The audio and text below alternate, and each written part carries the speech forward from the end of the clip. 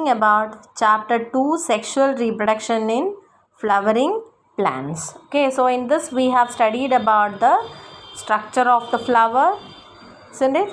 Then pre-fertilization events. Okay, that is what structures and events. In that we have studied about stamen, microsporangium, pollen grains, isn't it? Structure of all these. Then we have studied about the structure of pollen grain. Then about the megasporangium, the pistil, the embryo sac, okay, structure of ovule. Then we have studied about the female gametophyte, the structure of embryo sac, isn't it? Then we have studied about the various kinds of pollination, its importance, agents of pollination, the adaptations flowers are having to have a particular type of pollination, like what, wind pollination or insect pollination. Then we also have studied about the outbreeding devices, okay, the techniques that plants develop to prevent self-pollination, isn't it? And then we have also studied about the artificial hybridization, the various steps of artificial hybridization. Then we have studied about the double fertilization, isn't it? Double fertilization that takes place, that is a very peculiar characteristic of what? The angiosperms, isn't it?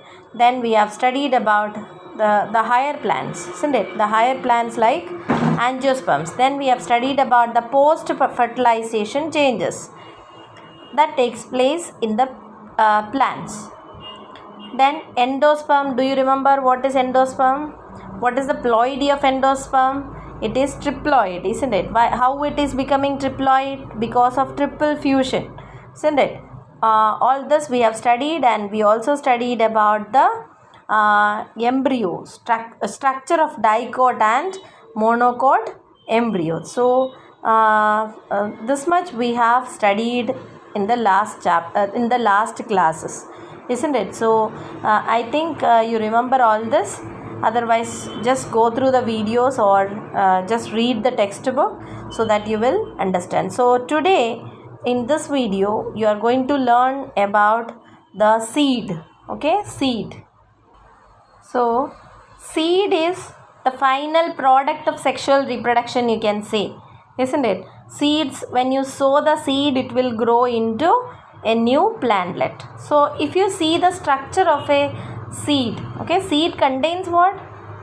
It contains what? Fertilized ovule, isn't it? Ovule is becoming seed. In 10th class itself we have studied ovules will become seed and ovary is becoming the fruit, isn't it? So you can see that in a tomato is a fruit what you are eating, isn't it? And inside that you can see many ovules. So ovules are or seeds you can see. These seeds are actually what? Ovules. Fertilized ovules are becoming seeds. So if you see the structure of a seed, you can see what? You can see the seed coat, isn't it? Then you can see the what? You can see the cotyledons, isn't it? Cotyledons will be there, and then embryonal axis. Okay, so in a seed what all you will see? Seed coat will be there, cotyledons, okay, and embryo axis, isn't it? So the cotyledons, okay, the cotyledons are fleshy, simple leaf-like structures, okay, and they are swollen due to what? Due to the storage of food materials. What is the function of cotyledons? They give nourishment to the developing embryo. Okay, so if you just sow a seed of groundnut or something like that, any pea seeds, okay, like what, any gram seeds, if you sow, you can see that after 1 or 2 days you can see that it will grow, it will germinate and it will grow up, Okay, so along with their growth, you can see two fleshy cotyledons that are attached to the stem. Okay, stem of the young plant. This later on, what will happen? They will fall off till till the plant or the seedling attains. Okay, it's enough roots to absorb water and minerals, and the leaves till it become ready for the process of photosynthesis. Till that time, okay, the cotyledons are supporting this embryo. It will give nourishment to the embryo. Okay, so as they have to nourish them, they are having what they are very thick. Okay, they are having stored food material, so they are thick. Then mature seeds. Okay, so see, what are the parts of a seed? Seed will have a seed coat, okay, or cots. Then cotyledon. Why? Because in monocots only one cotyledon, isn't it? And in dicot it will be two cotyledons. And then embryonal axis. Embryo axis will have plumule, radicle, etc. We have studied hypocotyle, epicotyle. All these are the parts of embryo axis. Okay, so the seeds can be non-albuminous, okay, or albuminous. Non-albuminous means what? If they have already consumed their endosperm. As the do you remember endosperm, where it is? In the embryo sac. Do you remember? They are having what? Central cell with polar nuclei. They fuse to form what? Secondary nucleus. This secondary nucleus combines with what? One of the male gamete. Three cells or three nuclei are taking part in the fusion there. So only it is known as what? Triple fusion. And a primary endosperm nucleus, which is triploid, will form there, isn't it? And this triploid cell is continuously dividing and forming what? The endosperm. So as the embryo develops, or as the seed develops, some of the seeds, what happen, most of their or all the endosperm will be utilized. Okay, so there won't be any endosperm left out. So that kind of seeds are known as what? Non-albuminous seeds. So what are non-albuminous seeds? The seeds which are not having endosperm. They completely use it up for the development of embryo. Okay, so examples for non-albuminous seeds are pea, groundnut, etc. Okay, then albuminous seeds means what? They are retain a part of a endosperm, okay, as it is not completely used up during embryo development. Okay, so when the embryo development takes place, they will not be using completely what? The endosperm. Some amount of endosperm will be left out. So these kind of seeds are known as what? Albuminous seeds. Examples are what? Wheat, maize, barley, castor, sunflower, etc. Understood? So you can see that most of the monocots are albuminous or endospermous seeds, and most of the dicot plants are seeds are non-albuminous or non-endospermous. Is it clear? Then, and you can see that some plants like what? Pepper, okay, black pepper, beet, etc. You can see that a part of nucellus. Do you remember where is nucellus? Nucellus is what? The parenchymatous cells which are found in where? In the young ovule, isn't it? Ovule will have integument. Do you remember structure of ovule? Integuments, then micropyle, chalaza. Do you remember? And they contain what? A parenchymatous cells called nucellus. And in this, from this nucellus cells only what develops? Embryo sac develops. So in some of the plants, examples are what? Black pepper and beet. Okay, there a part of nucellus is also persisting. This persistent nucellus is called perisperm. What is it? Perisperm. What is perisperm then? The perisperm is the remnant, okay, of nucellus, okay, that are existing in certain kind of seeds like black pepper and beet. Okay, the residual persistent nucellus is called what? Perisperm. What is non-albuminous and albuminous seeds? Albuminous seeds are those seeds which are having what?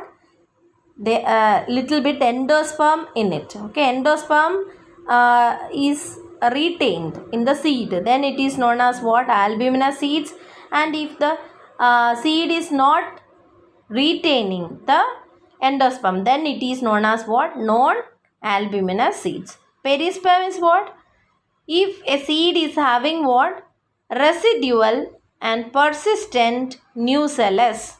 Okay, what is nucellus? Nucellus is parenchymatous cells which are found in the where? In the ovule. Is it clear? Then integuments of the ovules. I already told that the ovules are becoming seeds, isn't it? So integuments of ovules, they harden to form what? Seed coats. Okay, and the micropyle. Micropyle, do you remember? A small opening, okay, or where it's a part of the ovule where the integument is not there, isn't it? Integument is integument free area. So this region is known as what? Micropyle, and it is even remaining as a small pore in the seed coat, okay, for the entry of oxygen and water into the seeds during germination. Okay, so as the seed matures, what is happening? You can see that the color changes, isn't it, of the seeds. So the seeds, what happens in this? The seeds, in the seeds, the water content will become reduced. Okay, metabolic activities of the embryo also slows down. Okay, and the embryo may enter a state of inactivity, that is known as dormancy. So what do you mean by dormancy? Seed dormancy, the embryo's inactive state. Okay, the seed will or the embryo will enter into a inactive state. That state is known as what? Dormancy. Okay, or if favorable conditions are available, then what happened? They germinate. Is it clear? Understood? So this is happening to the ovule. Ovules, remember structure of ovule: integuments, nucellus, and in the from the nucellus only what happen? Embryo sac develops. Okay, so seed coat will become what? A seed coat is formed from where? The integuments of the ovules. And then what happen? The micropyle region of the ovule, where the integument is not there, okay, or a small gap in the integuments, into that that will remain as what? Or that can be even seen in the seeds, okay, which help in the entry of, or it remains as a small pore and helps in the entry of oxygen and water into the seeds during germination. What do you mean by dormancy? The state of inactivity of the embryo, okay, is called dormancy. So sometimes what happens? They enter into the dormancy period, or if favorable conditions are available, the seed will start grow. Understood? Or germinate. Is it clear? Now what happened to the ovary? Ovary will get converted into what? The fruit. Okay, so the wall of the ovary develops into the wall of fruit, and the fruit's wall is known as pericarp. Clear? So the fruits may be fleshy, like what? In our guava, orange, mango, etc., or it may be dry, like what? In groundnut. Have you seen groundnuts fruits? Okay, inside that you can see 2 or 3 or 4, isn't it? Groundnut seeds will be there. Okay, like mustard, have you seen? So as the fruit develops, some fruits are becoming fleshy. Okay, so that will become our fruits, isn't it? And some become economically we say it as fruits, like what? Guava, mango, etc. And in some of them, the fruit wall or the fruit will become dry, isn't it? And this examples for this kind is what? Groundnut, mustard, etc. Okay, then, and some fruits, they develop certain mechanism for dispersal of seeds. Dispersal of seeds means to get it scattered everywhere. If all the seeds produced by a plant, if it falls down nearby that particular parent tree, it won't be good, isn't it? It cannot be distributed to different places. So many of the fruits, they develop some dispersal mechanism. Mangoes, isn't it? Mangoes, they are very sweet, so that the animals will take that and they will throw the seed. And when you throw the seed, what happened? They will go and grow as a new plant, isn't it? And if it is nearby, if all the mango fruits are fallen down under the tree, all of them cannot grow. So the plants adopt different kinds of dispersal mechanisms, isn't it? So some of them are sweet, some are having thorns which will they will stick into the animal's body, and when they move, what will happen to different places? They will get scattered. So fruits, they develop different mechanisms of dispersal, isn't it? Then another thing that we have to study is false fruits and true fruits. Okay, so usually the fruits are developed only from the ovary. Okay, so this kind of fruits which are developed only from the ovary are called what? True fruits. Okay, true fruits means what then? If the fruits are developed only from the ovary, then it is known as what? True fruits. And in some cases, the fruits formation also takes place some other parts of the flower, like what?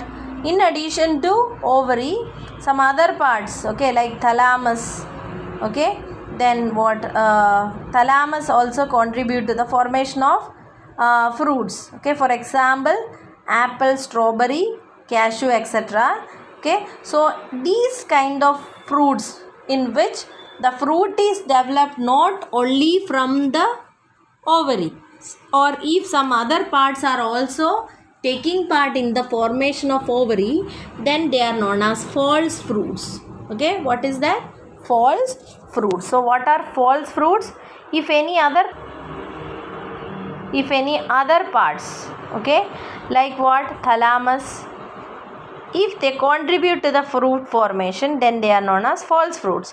And if the fruits are developed only from the ovary, then they are known as true fruits. Okay, and usually what happen after fertilization? All other parts, sepals, petals, okay, then what else? The stigma, style, all this falls off, and only ovary will be converted into fruits. But in some cases, thalamus, the other parts such as thalamus, will also contribute to the fruit formation. Such fruits are called false fruits. Now another thing is what? In most of the species, fruits are formed after fertilization. Okay, that is male and female gametes, when they fuse, then only fruit formation. After seed formation means, if the ovule inside the ovule, if the egg is getting fertilized, then only what? It will develop into the ovary will develop into fruits. Okay, but there are certain plants in which fruits are developed from the ovary without fertilization. Okay, means without fertilization also the ovary is growing into the fruits. Such kind of fruits are known as the parthenocarpic fruits. Okay, parthenocarpic fruits. Banana is an example for parthenocarpy. Okay, so parthenogenesis is another one. Okay, that is happening in animals. Okay, so parthenocarpic fruits means what? Here the fruits are developed from the ovary, even though if there is no fertilization. Such kind of fruits are known as parthenocarpic fruits. Okay. Okay, so example of natural parthenocarpy is what? Banana. Have you seen inside banana? You can see some dots, okay, black dot like structures. What are they actually? They are the ovules. They are not getting developed into seeds. Why? They are not fertilized. Okay, if they were fertilized, what will happen? They will develop into seeds. But seeds are not developed, and at the same time the ovary is developing into the fruit. Okay, so banana is an example for parthenocarpic fruits. Okay, parthenocarpic fruits. Then, so this seeds, that is an advantage to the angiosperms. How it is an advantage? Because pollination, fertilization, these processes are independent of any agents, isn't it? The processes such as pollination, fertilization, etc., they need not depend on water. Okay, and seed formation is more dependable. Understood? So the plants need not to depend on what? Water and water dependency is less, and seed formation is more dependable process for the plants. Okay, and they develop various dispersal strategies so that they can easily get scattered into the different areas. Okay, and the seeds are having sufficient food reserves. Where they store it in the what? Cotyledons. Okay, so until these plantlets are capable of doing photosynthesis, and until their roots are well developed, this stored food materials will nourish the plants, the seeds or the embryo. Okay, so this is another advantage for the plants which are having seeds, isn't it? And seed coat, the presence of seed coat is very helpful to the young embryo because it protects, isn't it, the seedling from the environmental or surroundings hardships. Okay, so these are the advantages of what? The plants which are having seeds. Okay, their embryo is well protected, they are having reserved food materials. Okay, and what the this seeds, okay, the seed formation is more dependable for the plants. Okay, seeds plays an important role in agriculture also, isn't it? Dehydration and dormancy of mature seeds are very crucial for storage. Otherwise, if the seeds are not having dormancy, what we would have done, isn't it? So we cannot store the seeds, isn't it? If the dormancy, if it is not there, what would have happened? All the seeds will germinate and we cannot store it, isn't it? So the seeds are very very essential for the agricultural practices, isn't it? Farmers need it to raise the new next session or next time crops, isn't it?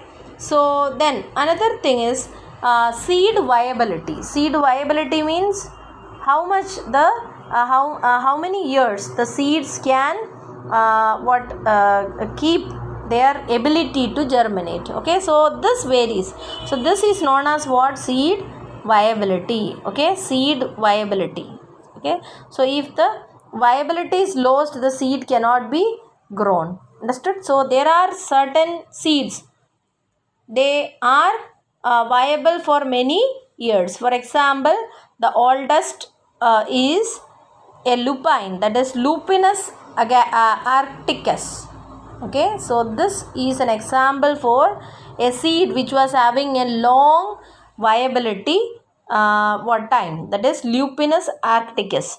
Okay, so that was excavated from Arctic tundra, and the seed could germinate even after 10,000 years of dormancy. Okay, means the seeds of this particular plant could grow, germinate and grow even after 10,000 years. Okay, another example is Phoenix dactylifera. Dactylifera. Okay, so this plant, it's a kind of a date palm, and they could also germinate after 2000 years. Okay, then that is obtained from King Herod's palace near the Dead Sea. Okay, this particular plant, what is that? Phoenix dactylifera. Okay, so when the archaeological excavators found it, they could find that the seed was having viability. Means the seeds were able to grow even after 2000 years. Okay, so these are what the main features of. So like this, seeds are very important. Okay, so next topic that I'm going to teach is apomixis and polyembryony. Okay, apomixis and polyembryony. Okay, so apomixis means what? Do you know? Apomixis is the phenomenon of production of seeds without fertilization. Okay, so what is parthenocarpy? Production of fruits without fertilization. Okay, so here what is that? Actual fertilization will not take place, but seeds will get produced. Okay, so you can see this in certain seeds of citrus, mango, etc. Okay, in this what happened? Structure of embryo sac and ovule, once again you remember, integument is there, then nucellus is there. Nucellus cells are what will be the ploidy of them? They will be diploid, isn't it? And inside that, one of the megaspore mother cell undergoes meiosis. That process we have already studied, isn't it? They undergo meiosis and produce 4 cells. Out of that 4, 3 will get degenerate and 1 will become the functional megaspore, isn't it? And that undergoes 3 successive mitotic divisions. This all I have explained.